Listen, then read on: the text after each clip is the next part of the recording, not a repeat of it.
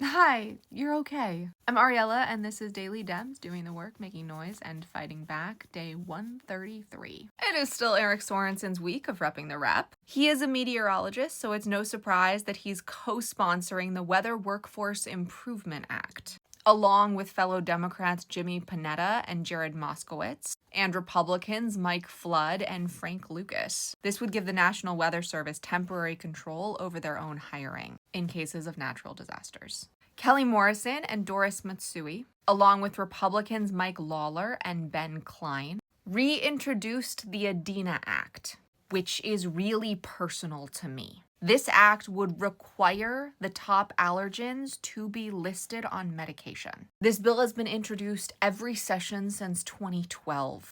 Let this be the year it finally passes. Ask your representative to co-sponsor the Adena Act. My life would change forever if this act passed. Judy Chu, Derek Tran, and Gil Cisneros, along with members of CHRLA and ACLU, tried to conduct oversight at the Otto Ice facility. They locked the gate when they saw them coming. And Gil Cisneros also posted his own video as well. And if you're watching this on TikTok, his interview with the Jolly Good Ginger is in the caption. Chris Deluzio was outside Joe Morell's office, where Morell has a printout of the plaque that should be in the Capitol Rotunda, commemorating the incredible heroism of the Capitol Police on January 6th. But of course it's not. And with everything happening in LA this weekend, this is more important than ever. Sheila Sherfilis McCormick, who is Haitian American, spoke to CNN about the Haitian travel ban and DT rescinding temporary protective status for Haitians, and the hypocrisy of him saying that Haiti is dangerous and yet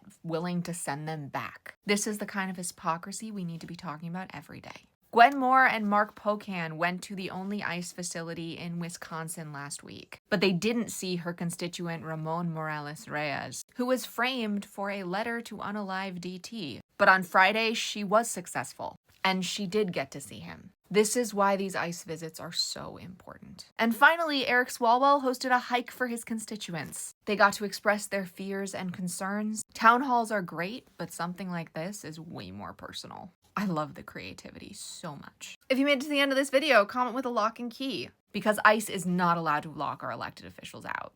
And if you watched or read any of these stories, comment with a hiking boot, because we need to celebrate when our electeds are creative, and a hike is creative. Our voices are a superpower, but only when we use them.